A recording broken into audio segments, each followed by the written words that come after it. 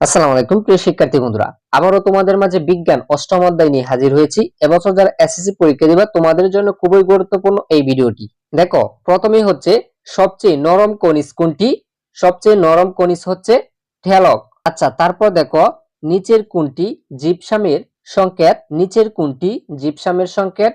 CaSO4.2H20। আচ্ছা, তারপর দেখো মাটির কণা তৈরি হয় কোন স্তরে?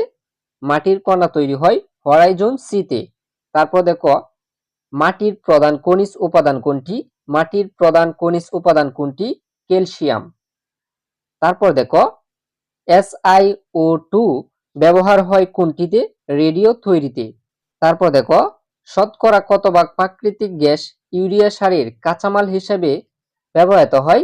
21। তারপর দেখো সিমেন্ট ও প্লাস্টার অফ প্যারিস তৈরির কাঁচামাল কোনটি? CaSO4.2H20।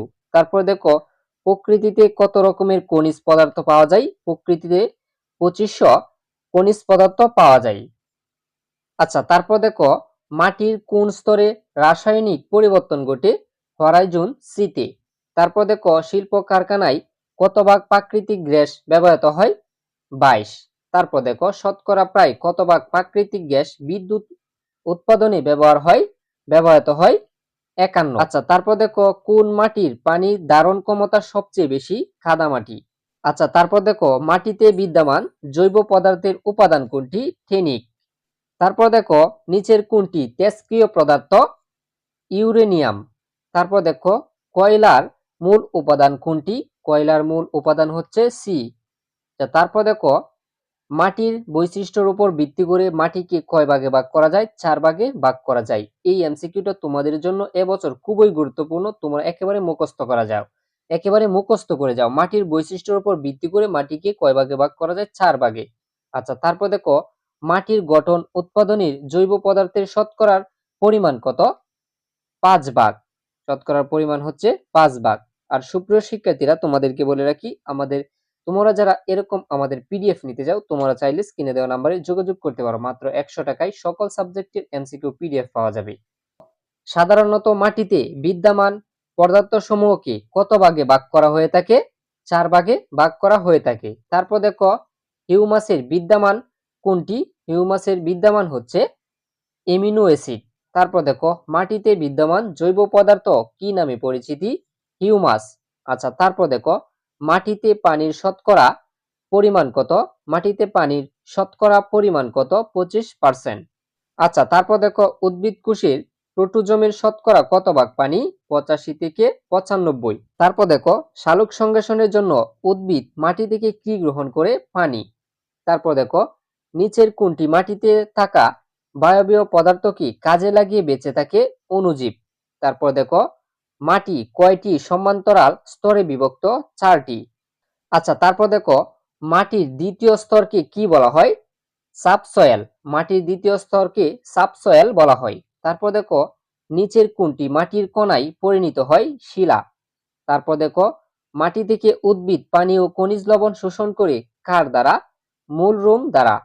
তারপর দেখো মাটিতে কোন পদার্থের উপস্থিতির জন্য হিউমাসের সৃষ্টি হয়? জৈব পদার্থ। তারপর দেখো নিচের কোনটি মৃত গাছপালা ও প্রাণীর দেহাবশেষ থেকে তৈরি হয়? হিউমাস।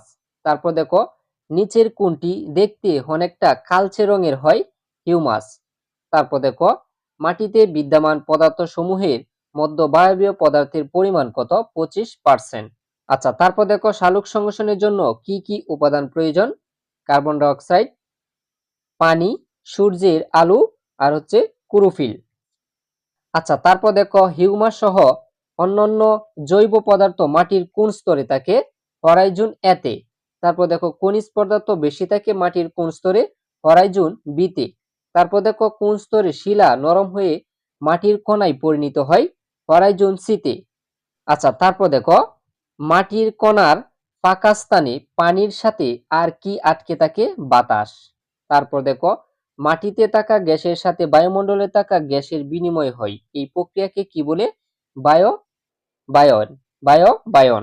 আচ্ছা, তারপর দেখো কৃষিক্ষেত্রে কোন মাটিকে আদর্শ মাটি বলা হয়? দোআঁশ। তারপর দেখো মাটির গঠন, বর্ণ, পানি ধারণ ক্ষমতা ইত্যাদি বৈশিষ্ট্যের উপর ভিত্তি করে মাটিকে মূলত কয় ভাগে ভাগ করা যায়? কয় ভাগে ভাগ করা হয়েছে? 4 ভাগে। তারপর দেখো কোন মাটির পানি ধারণ ক্ষমতা খুবই কম? বালু মাটি। তারপর দেখো কোন মাটির বায়বীয় ক্ষমতা সবচেয়ে বেশি? বালু। তারপর দেখো কাদা মাটিতে ফসল চাষের জন্য কি প্রয়োগ করা অত্যাবশ্যকীয় হয়ে দাঁড়ায়? জৈব সার। অত্যাবশ্যকীয় হয়ে দাঁড়ায় জৈব সার। আচ্ছা, তারপর দেখো কোন মাটিতে সামান্য বৃষ্টিপাত হলেই জলাবদ্ধতা সৃষ্টি হয়? কাদা মাটি। তারপর দেখো বালু, পলি ও কাদা মাটির সমন্বয়ে কোন মাটির তৈরি হয়? দোআঁশ। কোন মাটি ক্ষারীয় হয়? করি। তারপর দেখো খনিজ পদার্থের পরিমাণ অনেক বেশি থাকে কোনটি? কাদা মাটির। তারপর দেখো কোন মাটির পানি দ্রুত নিষ্কাশন করতে পারে? দোআঁশ। আচ্ছা, তারপর দেখো পানি ধারণ ক্ষমতা ও পানি নিষ্কাশন ক্ষমতা উভয় বালু কোন মাটির? দোআঁশ। মাটিতে বিদ্যমান অজৈব খনিজ পদার্থ কোনটি? কোয়াটজ। আচ্ছা, তারপর দেখো মাটিতে ফসল উৎপাদনের মানদণ্ড কি দেখে চিহ্নিত করা হয়? মাটির পিএইচ। তারপর দেখো মাটির পিএইচ কত থাকলে ফসল উৎপাদন ভালো হয়? 7। তারপর দেখো মাটির নিরপেক্ষ পিএইচ কত? 7। তারপর দেখো মাটির পিএইচ এর সাথে সম্পর্কযুক্ত কোনটি? ফসলের উৎপাদনশীলতা। তারপর দেখো মাটির পিএইচ 7 এর চেয়ে ক্রমাগত বাড়তে থাকলে মাটির কোন বৈশিষ্ট্য প্রকাশ করে? ক্ষারীয়। তারপর দেখো জবের পিএইচ কত হলে সর্বোচ্চ উৎপাদন নিশ্চিত হয়? 8। আচ্ছা, তারপর দেখো শিল্প কারখানার বর্জ্য থাকা প্রোটিনকে কোন অণুজীব ভেঙে নানান দূষিত গ্যাস উৎপন্ন করে? ব্যাকটেরিয়া। তারপর দেখো মাশরুম জাতীয় সবজি কোন তেজস্ক্রিয় পদার্থ সঞ্চয় করে? জিসিয়াম, সিজিয়াম। আচ্ছা, তারপর দেখো মানুষের মলমূত্র ও বিষ্ঠা কিভাবে মাটি শোষণ ঘটায়? মাটি দূষণ ঘটায় ক্ষতিকর জীবাণুর বংশবৃদ্ধি ঘটিয়ে। তারপর দেখো মানুষের কোন কাজটি মাটি দূষণকে প্রতিহত করে? বেশি করে গাছপালা লাগানো। অণুজীবের জন্য ক্ষতিকর কোনটি? মার্কারি। আচ্ছা, তারপর দেখো কোনটি তেজস্ক্রিয় পদার্থ? আর এ হচ্ছে তেজস্ক্রিয় পদার্থ।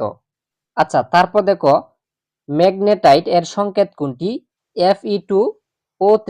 তারপর দেখো চুনা পাথরের রাসায়নিক সংকেত কোনটি? CaCO3। তারপর দেখো জিপসামের রাসায়নিক সংকেত কি? CaSO4.2H20। তারপর দেখো কোয়ার্টাজ এর রাসায়নিক সংকেত কোনটি? SiO2। তারপর দেখো পেন্সিলের শীষে আমরা কি ব্যবহার করি? গ্রাফাইট। আচ্ছা, তারপর দেখো সবচেয়ে শক্ত খনিজ পদার্থের নাম কি? হীরা। আচ্ছা, তারপর দেখো টেলকম পাউডার তৈরিতে কি ব্যবহার হয়? ঠেলক। তারপর দেখো ক্যালাসাইটকে কি বলা হয়? চুনাপাথর। সুপ্রিয় শিক্ষার্থী বন্ধুরা, এই ছিল অষ্টম অধ্যায় থেকে গুরুত্বপূর্ণ কিছু এমসিকিউ শেয়ার করেছি, যেগুলো এমসিকিউ তোমাদের পরীক্ষায় আসতে পারে। তোমরা মনোযোগ সহকারে দেখে যাও। আর এরকম যারা এমসিকিউ সাজেশন পেতে চাও, অবশ্যই চ্যানেলটিকে সাবস্ক্রাইব করে সাথেই থাকো।